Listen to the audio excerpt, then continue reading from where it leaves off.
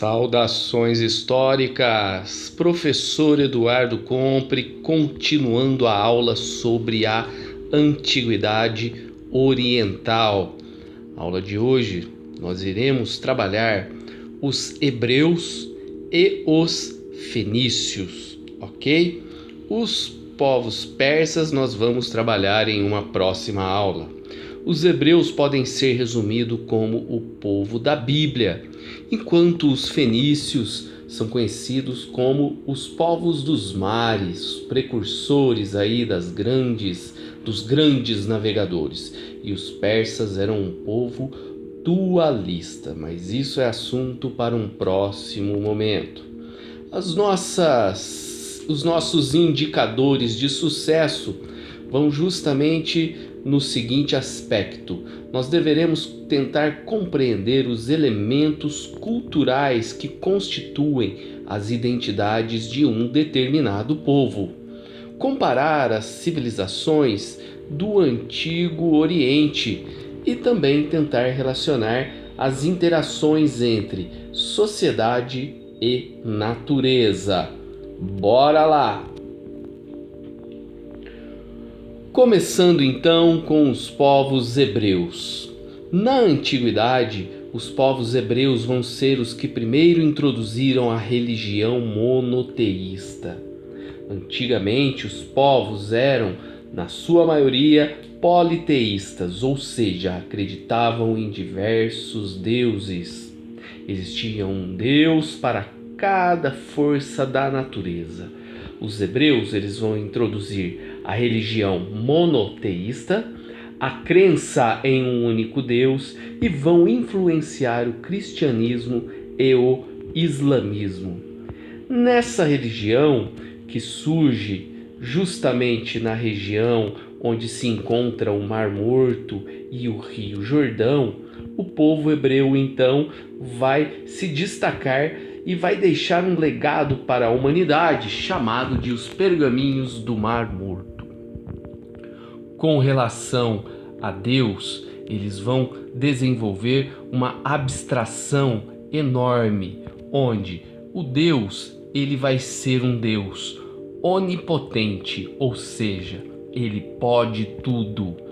Além disso, o Deus dos hebreus ele era onipresente, ele está em todos os lugares. Ele está desde um simples dente de leão até uma explosão de uma bomba atômica. Deus estava, portanto, presente. E Deus ele é onisciente. Ele sabe tudo sobre todas as coisas também. Nós temos na evolução política dos hebreus uma linha do tempo, onde José ele é vendido como escravo aos egípcios. Porém,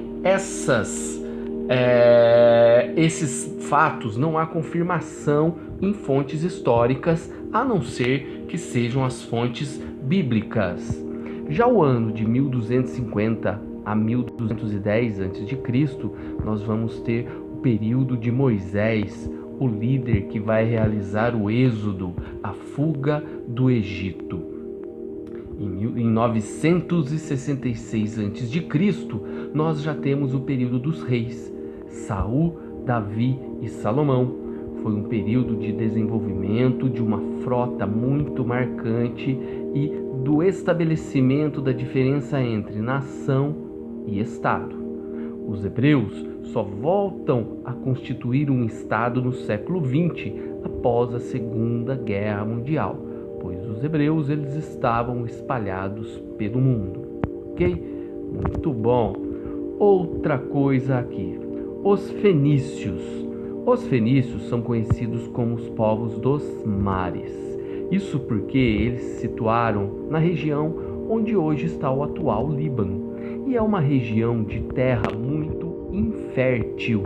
Era difícil produzir alimentos nessa região. Portanto, eles tiveram que se dedicar às navegações, já que existiam muitas árvores que desenvolveram nessa região do Líbano, do atual Líbano. Então, eles tiveram que se dedicar ao comércio. comércio de madeira, comércio de artesanato, comércio de tecidos e comércio de vidros também. Uma das grandes meios de locomoção que eles utilizavam eram também as totoras, certo?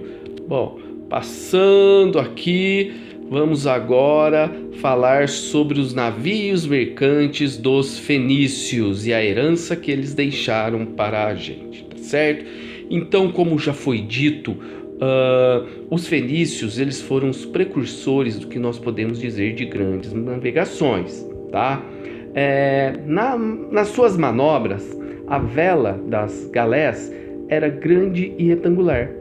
Então, quando o barco mercante se envolvia em batalhas navais, ela era retirada para facilitar a dirigibilidade, e a direção do navio era controlada por 2 lemes com grandes pás assimétricas posicionadas acima na polpa. 2. Força bruta. Cada galé tinha no mínimo 20 remos movidos por escravos e prisioneiros de guerra em condições precárias, sem dormir ou alimentar-se. Com velocidade de 5 km, os barcos percorriam até 90 km por dia. 3. Olhai por nós. Costumava-se pintar 2 olhos na proa para guiar as embarcações e amedrontar os navios inimigos. Era tradição fenícia usar o pitutim, figura zoomorfa representando a cabeça de um cavalo e a garantia de segurança para a carga do navio. 4. Secos e molhados.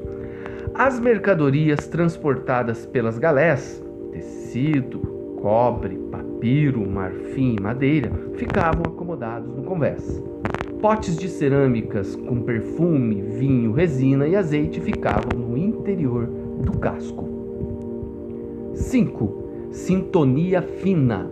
O ritmo das remadas era marcado pelo som de uma flauta ou pelas batidas de um tambor, sincronizando os remadores e evitando a fadiga. A música das galés foi a precursora das marchas dos exércitos. Galés bélicas, rápidas e temidas.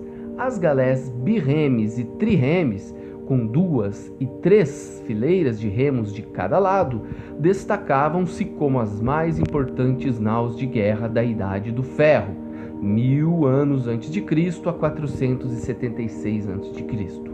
Algumas tinham quase uma centena de remadores, trabalhando dentro de sofisticada arquitetura naval. Os fenícios deixaram para nós como herança o seu alfabeto fenício, que teve uma participação, justamente uma referência no nosso alfabeto grego e no alfabeto latino também. Este foi mais um Minutos de História. Até a próxima. Tchau.